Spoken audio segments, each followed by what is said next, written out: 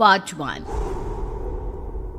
ऊंची ऊंची पहाड़ियों और घने जंगल से घिरा हुआ भैरवगढ़ गांव काली पहाड़ी के ठीक पीछे था। काली पहाड़ी यानी मौत का घर। भैरवगढ़ गांव तक पहुंचने का रास्ता बेहद दुर्गम था। लगभग 24 घंटे घने तूफान और तेज हवाओं की वजह से वहां के वीराने माहौल की कहानियां लोगों के दिलों को दहला देती थी। ऐसे बहुत कम लोग थे जो भैरवगढ़ गांव तक जाने की हिम्मत करते थे। लोगों का कहना था कि इस गांव के आसपास बुरी आत्माओं का साया मंडराता है।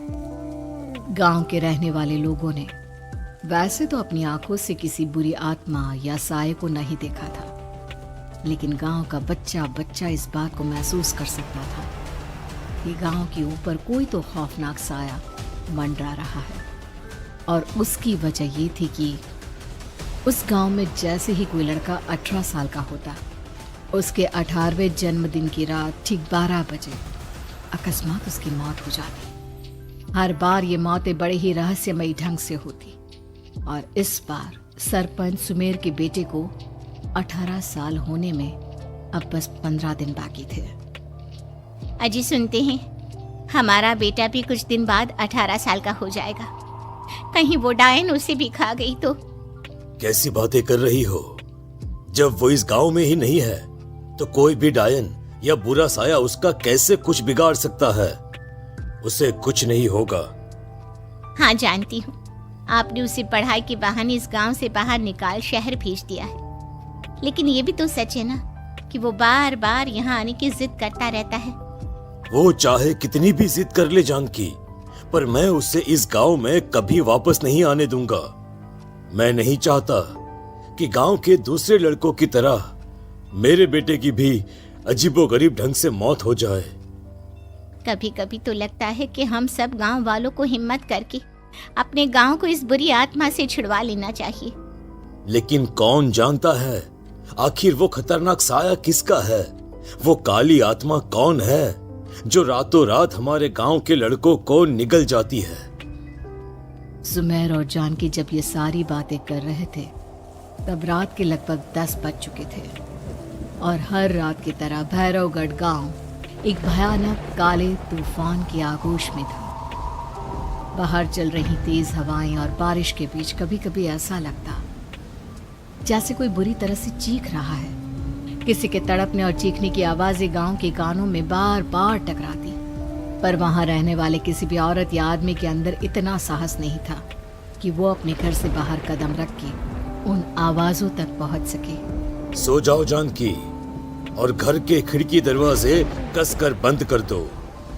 अब जानकी सब खिड़कियां ठीक से बंद करने ही लगती है कि तभी उसे अपने घर के दरवाजे पर जोर जोर से खटखटाने की आवाजें सुनाई देती है। इन आवाजों को सुनकर जानकी और सुमेर के चेहरे डर से पीले और हाथ पैर ठंडे पड़ जाते हैं। जानकी, जानकी, इतनी रात कौन होगा? पता नहीं, ऐसा लग रहा है कोई बुरी तरह से दरवाजा खटखटा रहा है। अरे हाँ, पर किसी की आवाज भी तो नहीं आ रही। क्या करूं? दरवाजा खोल लूं या नहीं? कहीं ऐसा ना हो कि किसी को हमारी मदद की जरूरत हो।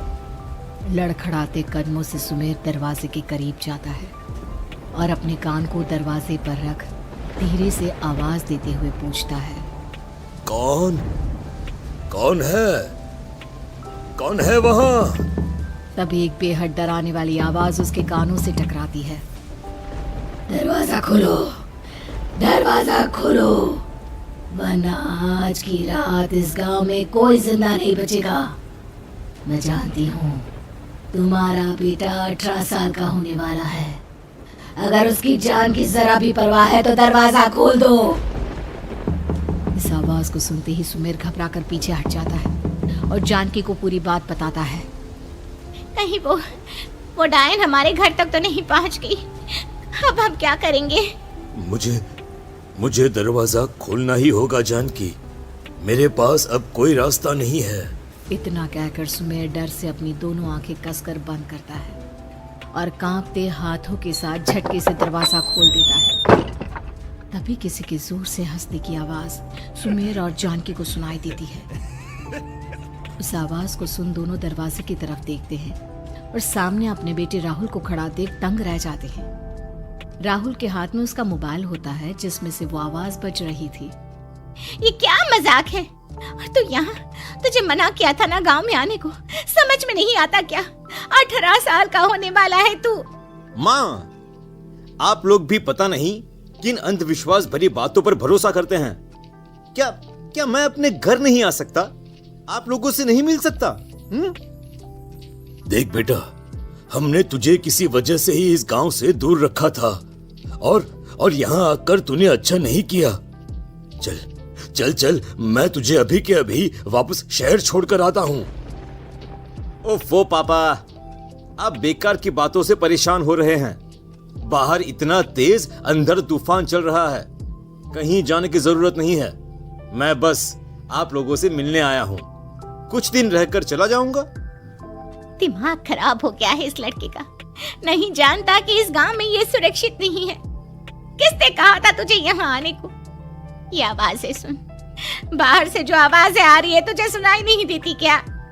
अरे माँ, जब जोर से तूफान चलता है, तेज हवाएं चलती हैं, तो इसी तरह की आवाजें आती हैं। ये बहुत नॉर्मल है माँ।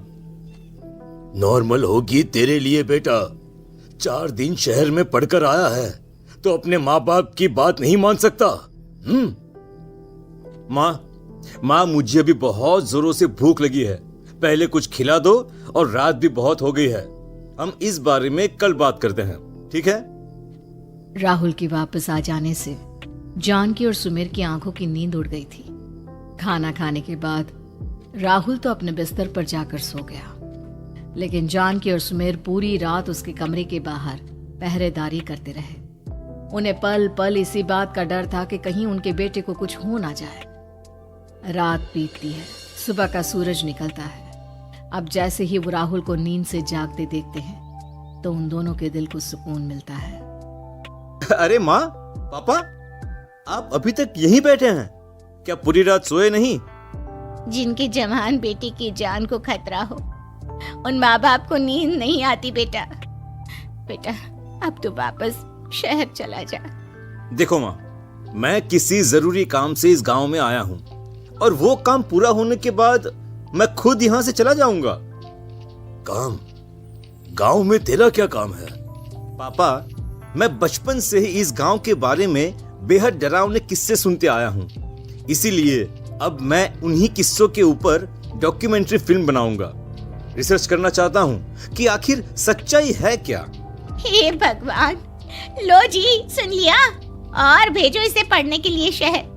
मैंने आपसे पहले ही कहा था, मेरी बहन के पास दूसरे गांव भेज दो। ना ये शहर जाता और ना उल जुलूल की बात इसके दिमाग में आती। जानकी और सुमेर राहुल को समझाने की बहुत कोशिश करते हैं, पर वो किसी की बात नहीं सुनता और अपना कैमरा लेकर गांव की पास वाली काली पहाड़ी की तरफ निकल जाता है। अब राहुल जैसे ही काली पहाड़ी पर पहुंचता है, उसकी नजर पहाड़ी के ठीक बीचों बीच बनी एक पुरानी झोपड़ी पर पड़ती है। यहाँ भी कोई रहता है क्या? ये इंटरेस्टिंग होगा। राहुल की आवाज पहाड़ों से टकराकर उसके कानों में सुनाई दे रही थी। उसने चारों तरफ का नजारा देखकर वहां की तस्वीरें अपने कैमरे में उतारना शुरू कर दिया। तभी अचानक राहुल ने अपने कैमरे में खींची हुई तस्वीर को जूम करके देखा, और उसमें उसे जो नजर आया वो देखकर राहुल की होश उड़ गए। क्या सचमुच उस गांव के ऊपर किसी बुरी आत्मा का साया था? क्या राहुल की जान बच पाएगी? क्या देखा था राहुल ने उस फोटो में जिसे देखकर वो दंग रह गया? इन सवालों के जवाब जानने के लिए देखिए इस कहानी का अगला भाग।